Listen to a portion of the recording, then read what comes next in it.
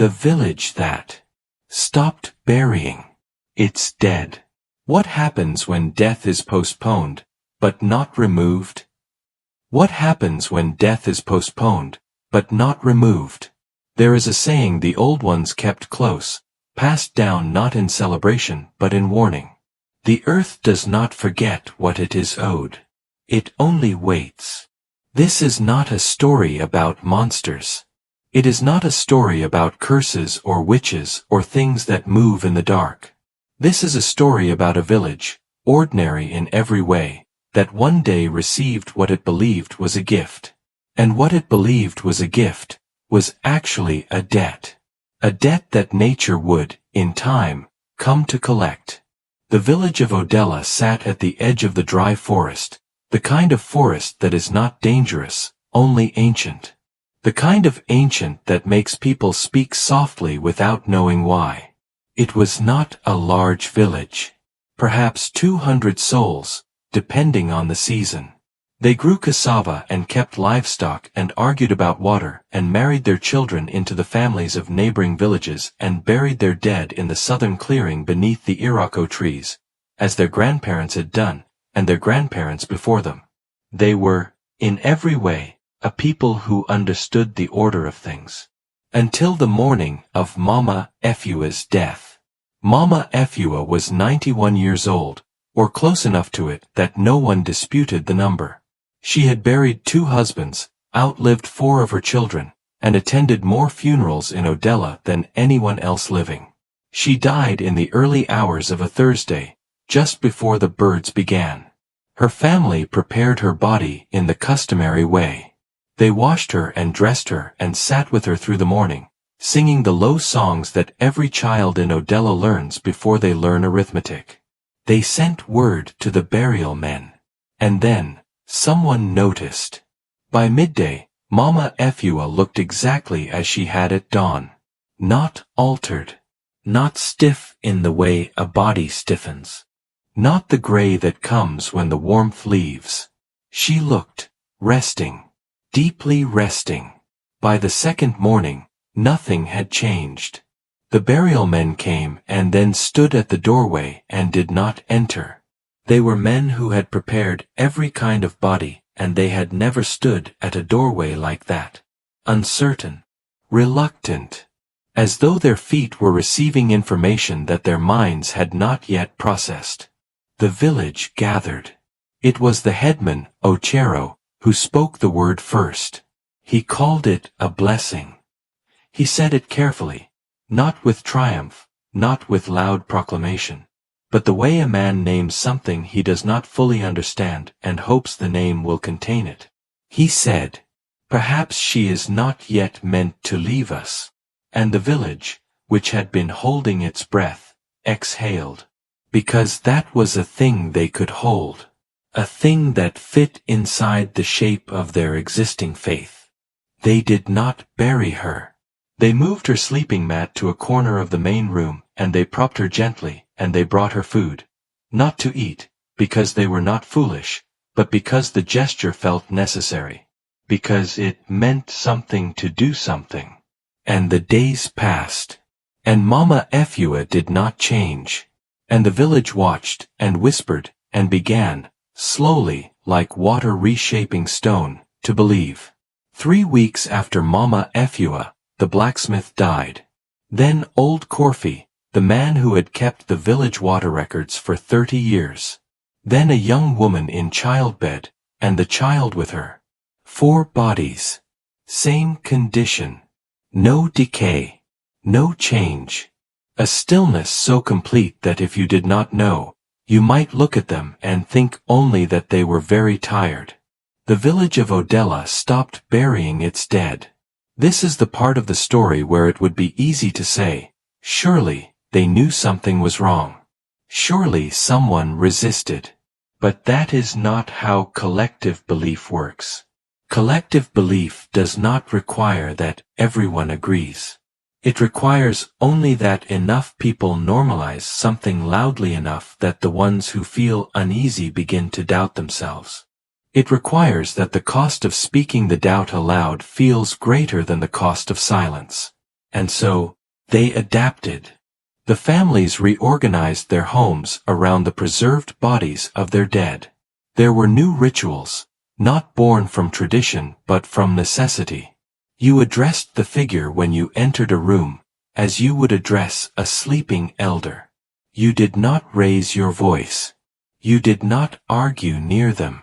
Some families reported feeling comforted, that their mother was still present, that their grandfather watched over them. And perhaps, for a time, that feeling was real. Perhaps the boundary between comfort and delusion is narrower than we admit. But the animals noticed first. Dogs would not enter houses where the preserved ones sat. They would stand at the threshold, nose working furiously, then back away in silence, which was itself unusual, because dogs in Odella were not quiet animals.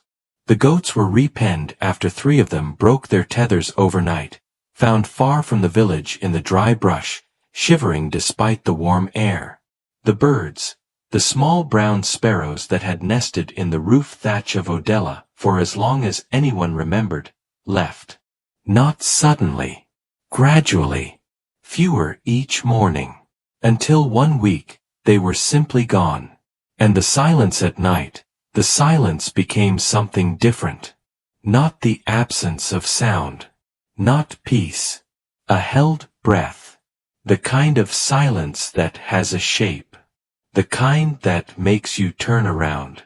Her name was Dr. Adiz Nwosu. She worked for the Regional Health Authority and had been assigned to Odella for a routine assessment, vaccination records, water access, nutrition surveys. She had done this work in 30 villages across the region. She was not easily unsettled. She arrived on a Wednesday morning. The village received her politely. The headman offered her tea and answered her questions in the methodical way of a man answering questions he has anticipated. Death records. They were managing grief differently now. A new practice. No burials. A cultural adaptation, he explained. An expression of spiritual belief. He said this with the confidence of someone who had found the correct frame for an uncomfortable fact. Dr. Nwosu wrote it down. She was there for health metrics, not anthropology. But on her second evening, something made her stop. She had heard about the practice. She had been told. But there is a difference between being told a thing and standing in a doorway and seeing it. The family at the table, the children arguing over a dish, and in the corner, seated upright in a wooden chair, a woman who had died 11 days ago. Looking, she could not find another word for it. Looking toward the window. She went back to her accommodation and opened her notes and sat with her pen above the page for a long time. She wrote, Body preservation unexplained. Investigate environmental factors. Possible chemical compound in soil, air, diet. She did not write what she had actually felt in the doorway. She did not write, the body was facing the window when I arrived. By the time I left, it was facing the room. Because she told herself she must be mistaken. She began asking different questions. Not the questions on her assessment form. The other kind. She asked the children, because children are the only reliable reporters in a village of polite adults. She asked them what they heard at night. She asked them if they ever went to sit with the preserved ones when the adults weren't watching. A boy of perhaps 7 looked at her with the particular solemnity of a child who has been asked to confirm something he already knows. He said, They don't like it when we get too close. Auntie Efua, especially. Dr. Nwosu asked him how he knew. He looked at her as if the answer was obvious. Because she turns away. It was Malam Sool who had been watching longest. He was 83 years old and had the particular stillness of a man who had outlived his own urgency. He had been the village griot, the keeper of stories and histories, Before his voice had weakened and he had passed the role to a younger man. But he had not passed his watching. He had been watching since Mama Efua. Malam Sul did not call it a blessing. He did not call it a curse, either. He sat outside his door each morning and he watched the village, and what he saw was this: the people of Odella were changing. Not dramatically. Not in ways that would photograph or measure. They were changing in their thresholds. The living were spending more time near the preserved dead. Not in grief. Grief has a restlessness to it. This was different. This was something slower. A gravitational pull. A drift. Villagers began to report that they slept better near the figures. That their thinking was clearer when they sat beside them. That they felt less alone. And perhaps most tellingly, they began to lose interest in the things that had mattered before. The fields were less tended. The children came late to school. Arguments that would once have resolved themselves in an afternoon stretched for weeks. Not because people were angrier, but because no one had the energy to conclude anything. Dr. Nwosu noticed all of this and wrote it in her notebook in careful, neutral language. Sleep disruption. Decreased social engagement. Possible collective grief response. But Malam Sul, watching from his stool, used different language. He said, "To no one, to the air. They are being fed upon." It was a pattern that no single person in the village saw in full. Because each person only saw their own house, their own walls, their own fading plants. But from above, from Malam Sul's slow, peripheral watching, the pattern was plain. Where the preserved ones rested, the living world grew quieter, stiller, as though something was very gradually being borrowed from the living air and given to something that had a great and patient need of it. It was Malam Sul who came to Dr. Nwosu's door before sunrise on a Friday. He did not knock urgently. He knocked as a man knocks when he has decided to say the true thing and is not in a hurry only because hurrying would not help. She opened the door, and he looked at her with the look that old men give when they are about to say something that the young will struggle to receive. He said, "They are not preserved." She waited.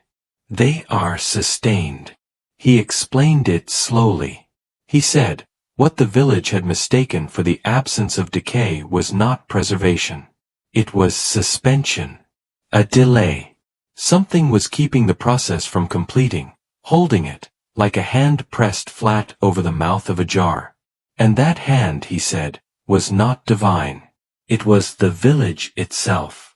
He said, "You have seen how the living drift toward the preserved ones. You have seen how people sleep better near them, think more clearly, feel less alone. You have observed this and called it comfort. But comfort is not free." He said, "Every person who sits beside a preserved body and feels peace is giving something. Something the body requires to remain in this middle state. A kind of proximity to life. An energy the living carry without knowing they carry it, that the suspended dead receive like warmth. It was not a haunting. It was a feeding." Malam Sul had another word for it. An old word from the language of the grandparents' grandparents. He did not translate it directly. He said, "There is a word for the state between death and earth.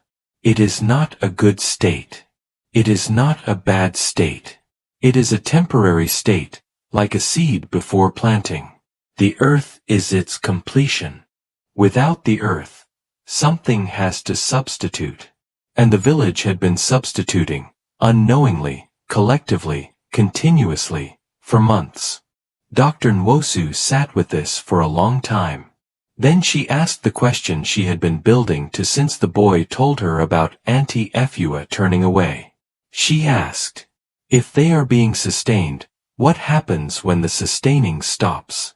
What happens when the village can't give any more? Malam Sul looked at her steadily. He said, The debt returns. All at once. In the weeks following Malam Sul's conversation with Dr. Nwosu, the village began to break at the seams. Not all at once. That is never how it happens. It begins at the edges, in the places where the load has been carried longest. The first to show signs were those who had been living closest to the preserved ones for the greatest length of time. Mama Efua's family. The blacksmith's household. They described it differently, these symptoms. But the descriptions mapped to the same territory. Fatigue that sleep did not fix. A growing difficulty holding thoughts to completion. A feeling of being listened to, even in private. Of never being fully alone. And underneath it all, a reluctance to change anything. As if changing anything might upset a balance. As if some part of them understood, in the wordless way the body understands things before the mind does, that they were part of a system. That they were serving a function. That the function was not theirs. The land began to show it too. The cassava near certain homes failed without explanation. Not rotted, simply stopped. Wells in the old quarter of the village, which had drawn water reliably for generations, began to taste of nothing. Not bad, nothing. As if the water had lost its opinion of itself. And the children began to sleepwalk. They would be found in the mornings, near the homes where the most preserved bodies resided. Sitting on the ground outside. Cross-legged. Facing the doorways. They did not remember how they came to be there. They reported, when asked gently, that they had been listening. When asked to what, they could not say. They touched their chests, where the heart is, and said it was like music, but lower. Slower than music. Dr. Nwosu drove to the regional office and filed a report. She was careful with her language. She used clinical terms. She spoke of neurological disruption, of possible environmental toxins, of collective psychological stress response. But when her supervisor asked her what she believed was actually happening, she set her report down and said, "Something is demanding resolution. And if the village doesn't give it the right kind, it will take whatever is available." It was Malam Sul who called the gathering. Not through the headman. Not through official channels. He went, on a quiet morning, to every door in the village and knocked 3 times. The old pattern, the pattern that means, "I am calling you as a member of this place, not as a neighbor or a stranger. I am calling you as someone who belongs to this ground." And the village came. He did not make a speech. Malam Sul had been a griot. He understood that speeches are for announcements. What he had to say was not an announcement. It was a return. A return to something the village had always known, that it had allowed itself to set aside. He said, "We were given the old words for a reason. We were given the rituals for a reason. Not because the elders who made them were afraid of the dead, but because they loved the living. They understood that the dead require a specific thing from us. Not proximity. Not company. Not the gift of our continued attention and energy. They require the gift of release. We have been keeping them from the one thing they are owed. And they have been surviving on what we did not know we were offering. This cannot continue. Not for them. Not for us." The silence that followed was different from the silence the village had lived with for months. This silence had no pressure in it. This silence was the silence before a choice. The burials began that afternoon. I will not describe them in detail, because this story is not about that moment. That moment belongs to the families, and some things do not belong in a story. They belong in the place where the story cannot reach. But I will say this, it was not clean. It was not organized. Grief that has been held back for months does not emerge in a straight line. It came out in fragments, in sudden weeping, in long stillness, in a woman who sat beside the burial ground for 3 hours after her husband was returned to the earth, and would not be comforted and did not need to be comforted, only needed to feel the full weight of the thing she had been holding. And as the last burial was completed, as the last body was returned to the earth that had been waiting, the thing that had been present in the village, the held breath quality, the hum that lived below hearing, the pressure in every room, lifted. Not loudly, not with ceremony, the way a hand lifts from water. Simply, gone. And the village breathed. The birds came back within 2 weeks. The sparrows first, tentative, circling, then the larger ones, and then the loud, argumentative birds that had always nested in the mango trees near the well, and whose noise the village had once found irritating and now found beautiful. The cassava recovered. The wells tasted of water again, real water, with the mineral sharpness of the deep earth. The children slept. But Odella was not unchanged. It could not be unchanged. A community that has walked through a thing like that carries the shape of it permanently. Like a bone that breaks and heals. Stronger in the place of the break, yes, but never again the same bone. Headman Ochero did not speak publicly about what had happened for a long time. When he finally did, he said something that surprised people. He said he did not blame himself for calling it a blessing. He said he had meant it. He had wanted it to be true. And that, he said, was the lesson.